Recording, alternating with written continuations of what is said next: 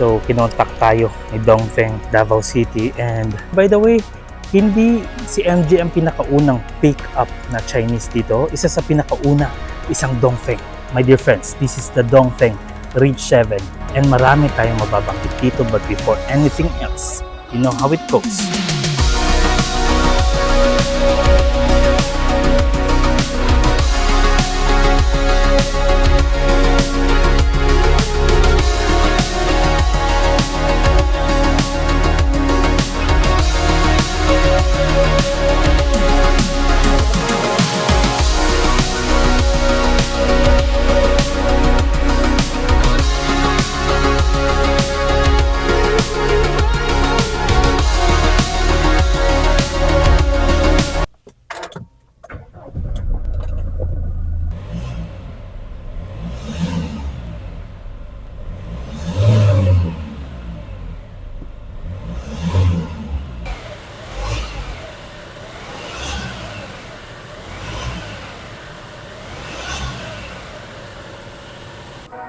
So in terms of the overall looks, it's a slightly bigger and heavier pickup truck. A little bit of Japanese inspiration when it comes to the design. At saka na-coin na to ng previous vloggers before. If you are looking for a truck na hindi mahirap linisan, hindi mabilis magmukhang madumi, you go with the silver. Isa to sa pinakamakinang na kulay na makikita mo.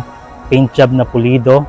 Hindi siya papahuli pagdating sa looks and ruggedness. Ang kanyang front end, Navara ang styling, pero may makikita kang technology na magugustuhan mo na wala sa kanilang base model. This is technically a base model kasi nga meron silang dalawa ngayon, the 4x2 and the 4x4. Sa kanyang headlights, full LED, and maganda ang kanyang projector lamp nung binuksan natin. Isa sa pinakamakinang pero hindi takaw gulo. Ang kanyang DRL nagiging turn signals, and meron siyang repeater sa kanyang side mirrors. Meron siyang parking camera sa harapan, wala nga lang sensor. Meron din siyang additional na parking cameras sa kanyang side mirrors, pati sa likod with additional parking sensor.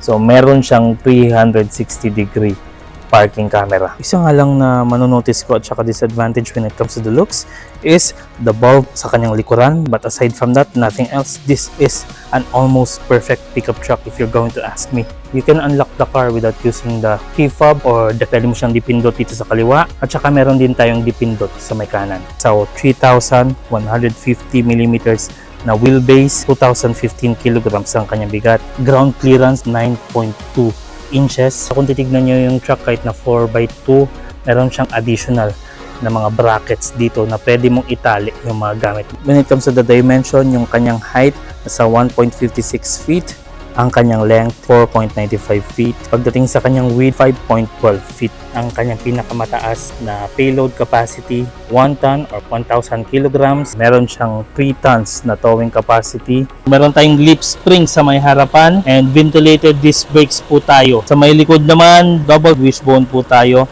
Tapos solid disc brakes din. Ang wheels, maganda yung pagkakayari with the Dongfeng branding sa kanyang wheel cap.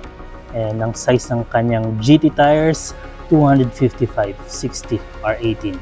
In addition, may stepboard tayo kaliwat kanan, maganda yung pagkakayari. So, kung iangat mo rin yung kanyang hood, very easy. Ayan, kasi may strut siya kaliwat kanan. So, hindi ka mahihirapan. Pagdating naman sa kanyang performance, meron siyang M90 2.3 liter engine. And to avoid the confusion, it has a single turbo, inline 4 diesel, and meron siyang 8-speed automatic.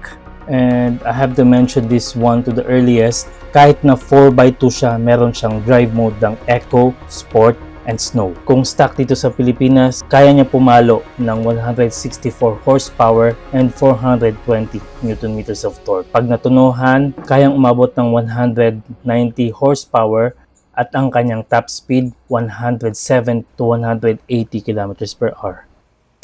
Meron po siyang gas tank na 73 liters and ang kanyang fuel economy 14 km per liter. So, yan, lambot. Malambot po yung upuan. First upo, yung umbok niya makes big difference kasi at least dito sa may passenger, tinaasan talaga yung kanyang headroom kumbaga. And legroom as well. May pagka-luxury yung kanyang upuan, and silipin nyo na lang din. Kung titignan nyo po, for 5 feet 6 tall, medyo malayo or still comfortable, pwede nating ma-adjust dito. Adjust yung upuan pataas, pababa, palayo. Ayan. And ito naman, reclining or declining. Ayan. Recline mo. Ayan. Pwede nating baba. So you can be relaxed. Alright.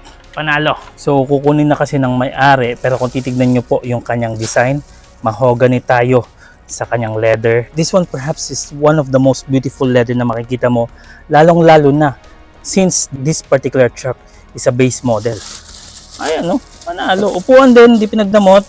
Ganon din, stitching, properly done, and may perforation siya. At saka tingnan nyo to. Ayan, no? Mahogany leather as well.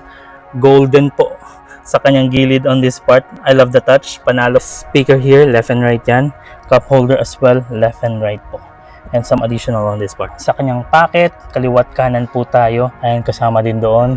At saka may air vents tayo dito na parte.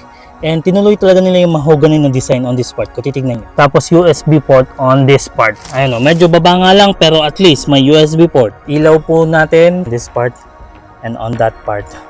Ayan o, at least di nilagay dito sa gitna para hindi sagabal sa kanyang sunroof. Sa tingin ko, ito lang yung pickup truck na non-Japanese na may sunroof ang kanilang base model. Ayan o, para makita nyo yung itsura ng mahogany leather niya. Ayan, pinayagan tayong isang bukas lang sa kanyang leather. The leather touch smells brand new. Panalo. Perforation pa rin. Makikita natin dito. At saka dito. And meron din dito sa part na to. Ayan o. Di pinagdamot. Maganda ang pagkakayari. And yung kanyang umbok dito keeps you safely intact upon cornering. Cup holder. On this part, mas malaki yung pwede mo mailagay dito. Unlike sa passenger. And stitching, panalo. Tignan nyo po yung design nyo. Gold siya na color sa kanyang gilid, which is a nice touch coming off from a base model truck. I'm not quite sure if this is a plastic or a wood. I'm confused actually, pero nice touch on this part. Sa tingin ko, tama lang na simulan natin yung kanyang interior sa harapan sa may itaas. Ayan po, wala siyang vanity mirror, which is panlalaki talaga ata itong truck na to. And ayan, sunglasses here. Kanyang ilaw nandirito po, nice touch. Ayan, maganda yung pagkakagawa. I wanna press this one and for all. And also on this part, sunroof. Ayan, dire-diretso siya. Sa kanyang instrument cluster, 7.7 inch, which is malaki kahit papano. It has some analogs. And it has as well digital sa may gitna. Tapos kung pipindutin mo to, dito lalabas yung kanyang driving mode. Meron tayong eco, meron tayong sport, and meron tayong for slippery road. 12-inch display po tayo sa ating TFT na mukha talagang tablet if you're going to ask me. And it's quite responsive kung titignan nyo po. Ito yung maganda dito kasi yung tipong malapit sa kamay ng driver and easy access siya kung gusto mo magingay. Ayan. And let's check what we can have. Ayan po ang kanyang 360 cam. Or yung kanyang climate control on this part. On natin yung AC. Ngayon, babaan natin yung fan. Taasan natin yung temp. Okay na okay siya. Yung apps niya pang ano din pang tablet din Kung titignan nyo, may Play Store, may Google, may Maps. Everything that you're looking for is right here.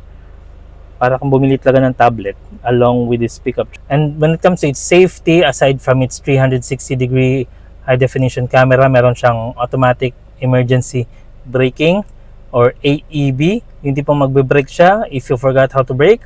And meron siyang lane departure warning, lane keeping assist, forward collision warning, adaptive cruise control, ISOFIX, and child lock. Tapos yan ito yung sinasabi sa Bisaya na siya pakapin ng hook dire. Lights, rock and roll. Maluwag din and may sarili siyang charger on this part.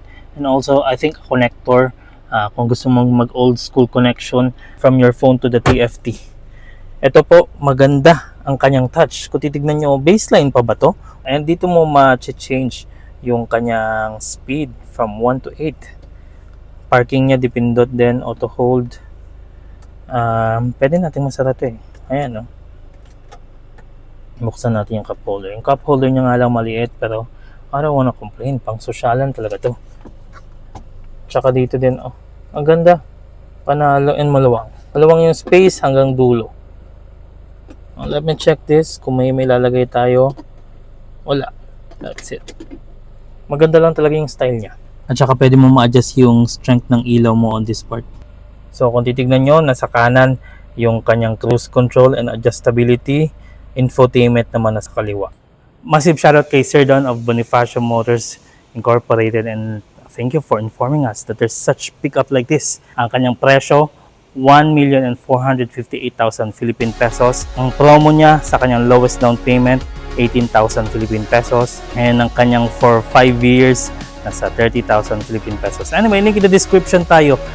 Contact him if you have any questions when it comes to this kind of product. Ayaw magpa-shot eh. If you have violent reactions, you know how it goes.